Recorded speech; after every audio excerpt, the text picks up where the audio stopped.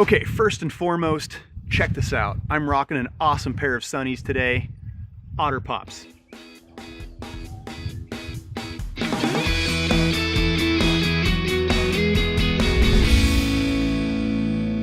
So as you guys can see, we're at the growing ground today, and behind me, there's a plant that literally just stops me in my tracks every time I pass them in the cool months, and that is the Nandina Nana, or dwarf heavenly bamboo.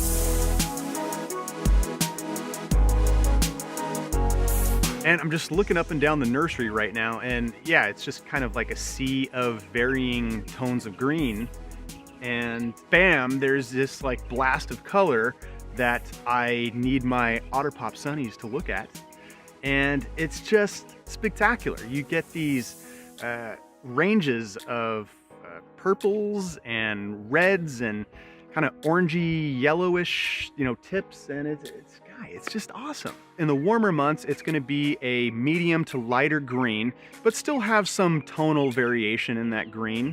And it's evergreen, so it's not going to lose its leaves and go deciduous.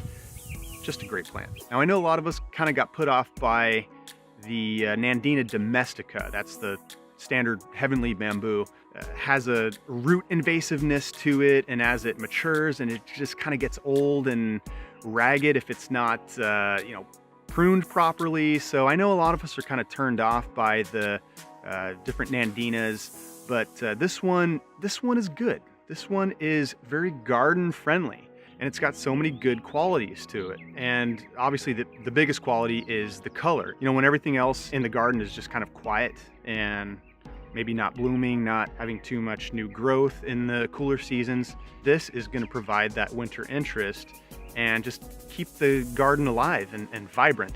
And then also it just stays nice and compact. There's really not much maintenance to this at all. It just stays in this cool little compacted ball shape, and maybe there's a little bit of selective pruning here and there, but it's an extremely low maintenance plant. And it's also low water use too. So it goes right along with our drought here in California. Once it's established, it doesn't require a whole lot of water.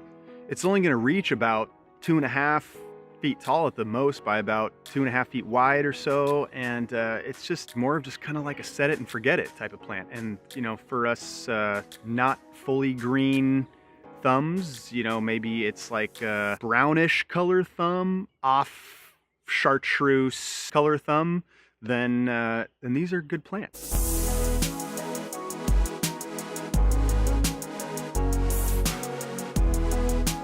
You can plant it in masses like you see behind me here, and in fact some people even use it as an informal hedge to line a walkway or something like that, and it just has lots of different garden applications. It used to be specified a lot by architects and designers several years ago, and it just kind of dropped off. Just like design trends, fashion trends. Plants are kind of the same way. These trends come in and out, but if we, reintroduce it tastefully with a bunch of other companion plants that will work well together and kind of provide a nice textural and color contrast, then I think this is a very viable option to use in the landscape. All right, guys, thanks for hanging out with me today in this video. I just didn't want you to miss this beautiful sea of color that I get to pass by on a daily basis. And of course, if you guys have any questions or comments, leave them below, shoot us an email. And if you're not at the website, go to budgetplants.com. In the meantime, happy planting.